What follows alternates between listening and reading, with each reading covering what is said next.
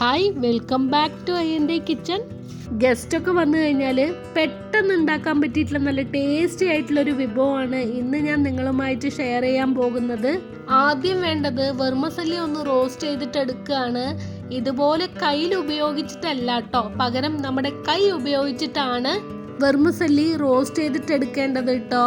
കയ്യിൽ ഉപയോഗിച്ച് ചെയ്യുമ്പോൾ വെർമസല്ലി പെട്ടെന്ന് പൊടിഞ്ഞു പോകും. പകരം നമ്മൾ കൈ വെച്ച് ചെറുതായിട്ടൊന്ന് ക്രഷ് ചെയ്ത് കൊടുത്ത് തിരിച്ചും മറിച്ചു വിട്ട് റോസ്റ്റ് ചെയ്യുമ്പോൾ ഈവൺ ആയിട്ട് റോസ്റ്റ് ചെയ്തിട്ട് എടുക്കാൻ സാധിക്കും.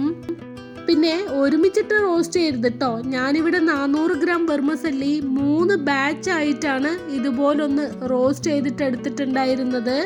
തിന്നായിട്ടുള്ള റോസ്റ്റഡ് വെർമസല്ലി തന്നെയാണ് ഞാൻ എടുത്തിട്ടുള്ളത്. എങ്കിലും വെർമസല്ലി കുക്ക് ചെയ്യുന്നതിന് മുൻപ് ഇതുപോലൊന്ന് റോസ്റ്റ് ചെയ്തെടുത്താൽ മാത്രമേ നമ്മൾ ഉണ്ടാക്കുന്ന ഡിഷ് നല്ല പെർഫെക്റ്റ് ആയിട്ട് കിട്ടുള്ളൂ.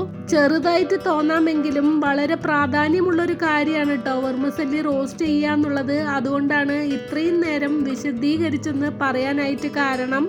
ഇനി നമുക്ക് സേമിയ മസാല ഉണ്ടാക്കാം. ചുവട് കട്ടിയുള്ളൊരു പാത്രം നന്നായിട്ടൊന്ന് ചൂടാക്കി എടുത്തിട്ട് അതിലോട്ട് 6 ടേബിൾ സ്പൂൺ വെളിച്ചെണ്ണയും 1 ടേബിൾ സ്പൂൺ നെയ്യും കൂടെ ചേർത്ത് കൊടുത്തിട്ട് ചൂടാക്കി എടുക്കുന്നുണ്ട്. എണ്ണ നന്നായിട്ട് ചൂടായതിനു ശേഷം മാത്രം അതിലോട്ട് 4 മീഡിയം സൈസ് സവോള നീളത്തിൽ അരിഞ്ഞു വെച്ചത് ചേർത്ത് കൊടുത്തിട്ട് വഴറ്റിയെടുക്കുക കേട്ടോ. വലുതാണെങ്കിൽ 2 സവോള ചേർത്താൽ മതിയാകും.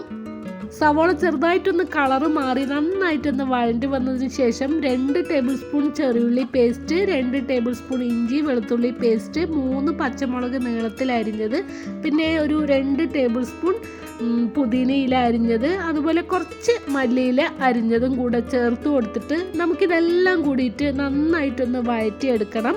ഇഞ്ചി വെളുത്തുള്ളി പേസ്റ്റിൻ്റെ പച്ചമണം എല്ലാം മാറി നന്നായി വഴണ്ട് എണ്ണ തെളിഞ്ഞ് വരുമ്പോൾ ഇതിലോട്ട് 4 മീഡിയം സൈസ് തക്കാളി ചെറുതായിട്ട് അരിഞ്ഞു വെച്ചതും 1 ടീസ്പൂൺ മുളക് പൊടിയും 1 ടീസ്പൂൺ ഗരം മസാലപ്പൊടിയും കൂടെ ചേർത്ത് കൊടുത്തിട്ട് ഇതെല്ലാം കൂടി നന്നായിട്ട് വീണ്ടും ഒന്ന് വഴറ്റിയെടുക്കണം. തക്കാളി നന്നായിട്ട് വഴണ്ട് ജ്യൂസി ആയതിനു ശേഷം മാത്രം നമുക്കിതിലോട്ട് കുറച്ച് ചിക്കൻ ചേർത്ത് കൊടുക്കാം കേട്ടോ. എല്ലില്ലാത്ത പീസാണ് ചേർത്ത് കൊടുക്കേണ്ടത്. മുളക് പൊടിയും ഗരം മസാലപ്പൊടിയും ഉപ്പും മാത്രം ചേർത്ത് കൊടുത്തിട്ട് മാരിനേറ്റ് ചെയ്ത് വെച്ച ചിക്കനാണ് കേട്ടോ ചേർത്ത് കൊടുത്തിട്ടുള്ളത്.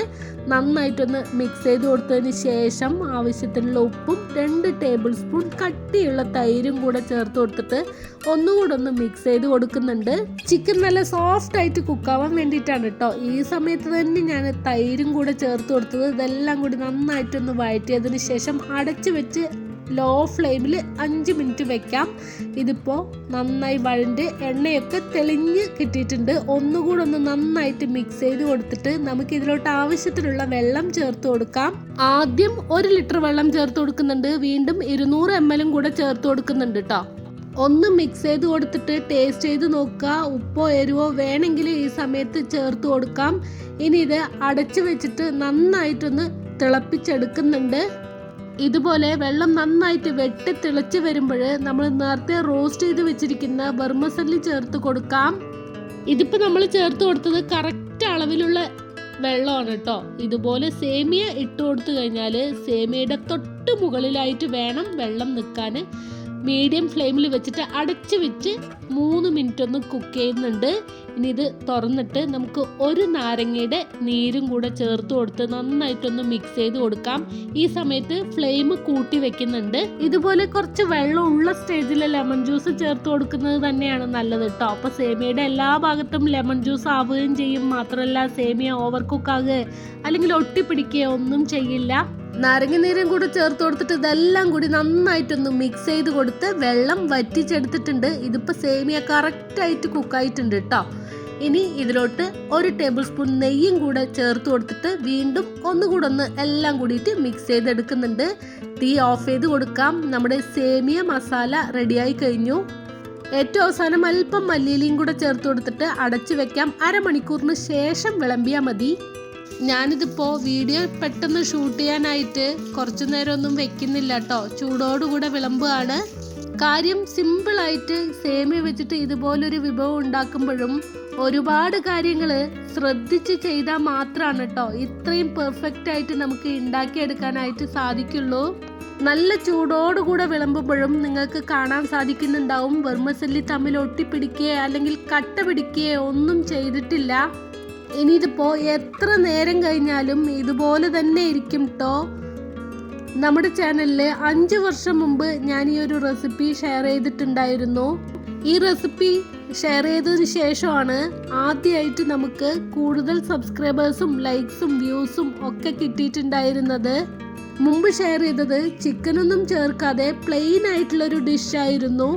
ഇന്നിതിപ്പോൾ എൻ്റെ കയ്യിലുള്ളത് കൊണ്ട് മാത്രം അല്പം ചിക്കനും കൂടെ ചേർത്ത് കൊടുത്തിട്ട് ഉണ്ടാക്കിയെന്നേ ഉള്ളൂ. അതിനനുസരിച്ച് മസാലയിലും ചെറിയ ചില വ്യത്യാസങ്ങളൊക്കെ വരുത്തിയിട്ടുണ്ട്.